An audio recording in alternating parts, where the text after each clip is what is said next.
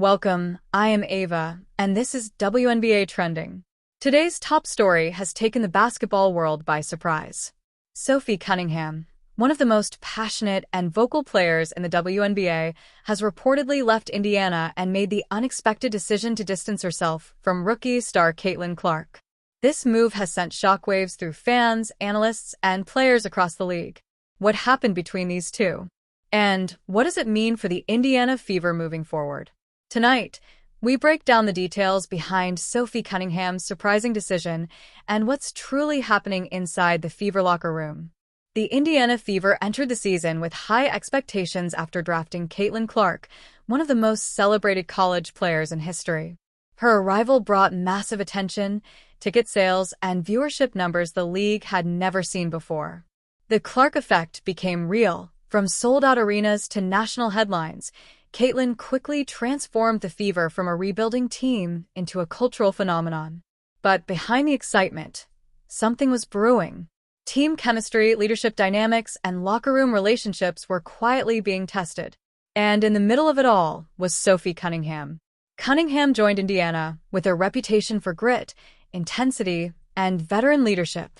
After several years with the Phoenix Mercury, she was expected to bring toughness and stability to a young Fever team. She's known as a player who never backs down, a fighter who speaks her mind and protects her teammates. But now, reports suggest that Sophie felt uncomfortable with how things evolved since Clark's arrival. According to multiple insiders, she began to feel overshadowed and underappreciated, as much of the organization's focus shifted toward Caitlin's fame and media attention. This wasn't just a simple disagreement between teammates. Sources close to the team describe growing tension over roles, communication, and attention.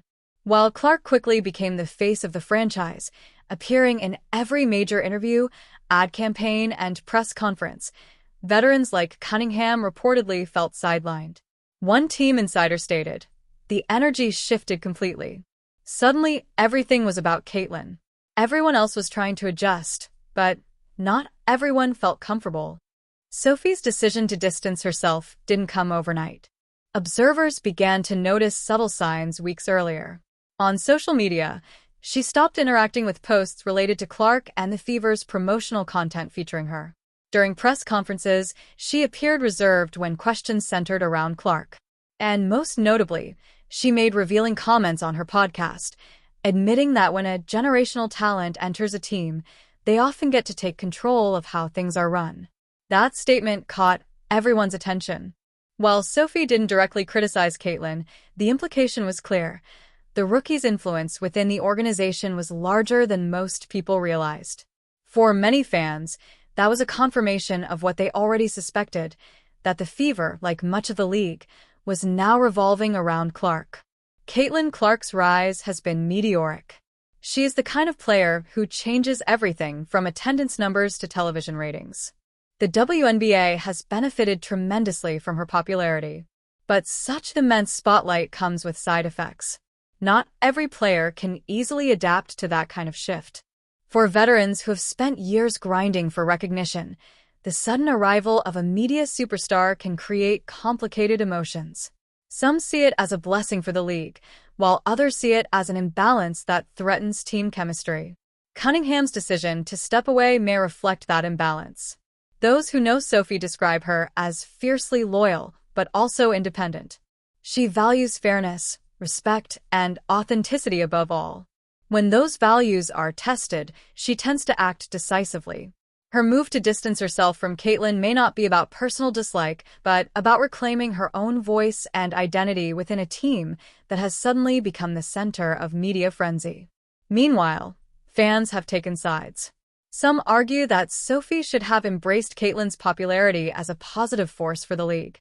Others believe that veterans like her deserve more recognition for the foundation they've built long before the rookies arrived. Social media has exploded with debates and theories. Has Sophie left because of locker room tension, or is it simply a personal choice to reset her career elsewhere? For now, there are more questions than answers. What's undeniable is that Indiana's internal dynamics have shifted dramatically. A team once focused on growth and development is now navigating stardom, expectations, and public pressure. For head coach Christie Sides, balancing those dynamics is one of the toughest challenges in professional sports. Managing egos and emotions is just as important as managing playbooks. With Cunningham's exit, the Fever lose not just a veteran shooter, but also one of their emotional anchors. In the broader WNBA context, this moment says a lot about where the league is headed. The game has entered a new era, one defined by celebrity power, social media presence, and mainstream attention. Caitlin Clark, Angel Reese, Sabrina Ionescu, and others are driving a wave of visibility that the league has long hoped for. But increased visibility can also amplify tension. When one player becomes the face of the league, teammates must adapt not only to her style of play but also to the spotlight that follows her everywhere. For Sophie Cunningham, that adjustment might have proven too heavy. Sources say she wanted a balanced team environment, one where every player's contribution is valued equally. But as the Fever increasingly became Caitlin Clark's team, that balance started to fade.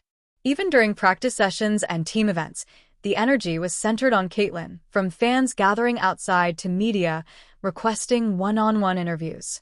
Sophie, a player known for her fire and confidence, likely found it difficult to feel fully appreciated in that kind of atmosphere. The reaction from around the WNBA has been mixed. Some former players have come to Cunningham's defense, noting that veterans deserve respect regardless of star power. Others have argued that the league is simply evolving and that younger stars naturally attract attention. As one commentator put it, this is what growth looks like. It's uncomfortable, it's messy, but it's progress. Still, for Indiana, progress might now come with growing pains. Losing Cunningham's experience could affect both team chemistry and defensive structure. She was one of the few players unafraid to hold others accountable, a quality every successful team needs. Without her presence, the Fever's locker room could become even more centered around Caitlin, for better or worse. Caitlin Clark, for her part, has not publicly commented on the situation. She's remained focused on basketball, continuing to train and prepare for upcoming games.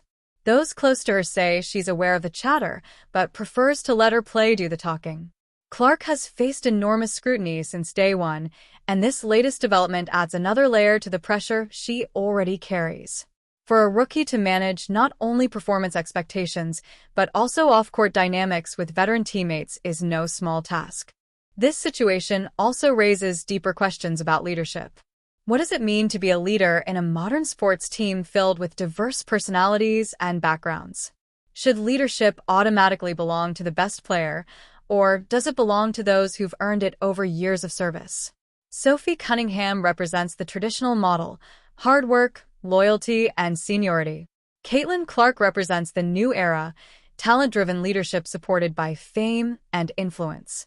The tension between those models might explain the current fracture within the Fever organization. Beyond Indiana, the league itself is watching closely. Front offices across the WNBA know that similar dynamics could emerge as new stars enter the spotlight. How teams handle these transitions could determine whether the league continues its upward momentum or becomes bogged down by internal drama. For the Fever, this moment is a crucial test, not just of talent, but of culture. Financially, the Fever are thriving. Merchandise sales have skyrocketed, ticket revenue is at record levels, and national broadcasts featuring Clark continue to draw historic viewership. From a business perspective, everything looks golden. But basketball isn't just business. It's about relationships, trust, and mutual respect. Cunningham's exit might not immediately affect ticket sales, but it highlights a human reality. Success comes at a cost. For Sophie, the next chapter could take many forms. She might seek a trade, explore free agency, or even take time off to reset.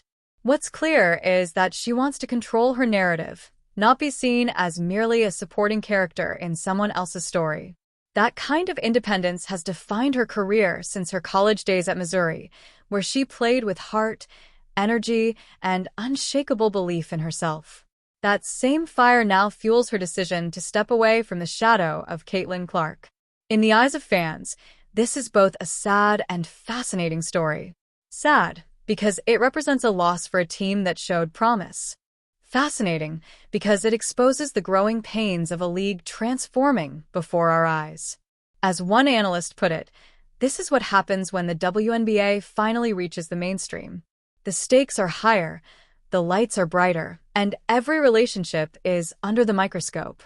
The Fever organization has yet to issue an official statement about Cunningham's departure. Team executives remain focused on maintaining stability as the season progresses. Insiders suggest they're aware of the media storm but want to avoid fueling speculation. Still, the silence speaks volumes. For now, all eyes are on how Caitlin Clark and the Fever move forward without one of their most vocal veterans. Fans continue to hope that time will heal any tension and that both players will thrive in their respective paths. Caitlin Clark remains one of the most influential figures in women's sports, and her success has opened doors for countless young athletes. Sophie Cunningham remains respected for her authenticity, grit, and leadership, traits that will make her valuable wherever she goes next. In the end, this isn't just a story about two players. It's about the evolution of women's basketball. It's about change, the kind that tests people, organizations, and values. Sophie's decision to distance herself may seem controversial today, but it also symbolizes courage. The courage to stand firm in one's beliefs, even when the world is watching. And for Caitlin Clark, it's another test of resilience, proving that fame doesn't just bring glory, it also brings responsibility. As this story unfolds, one thing remains certain. The WNBA has entered a new era. Personalities are bigger, emotions are stronger, and the spotlight is brighter than ever before. With that brightness comes both inspiration and conflict. But through it all, one truth remains. The women of this league continue to redefine what it means to compete, to lead, and to stay true to themselves. I'm Ava, and this has been WNBA Trending. Stay tuned for more updates as the story develops. The Fever's journey continues, but for now, Sophie Cunningham's decision marks one of the most dramatic turning points of this season, and perhaps a defining moment for the future of the WNBA.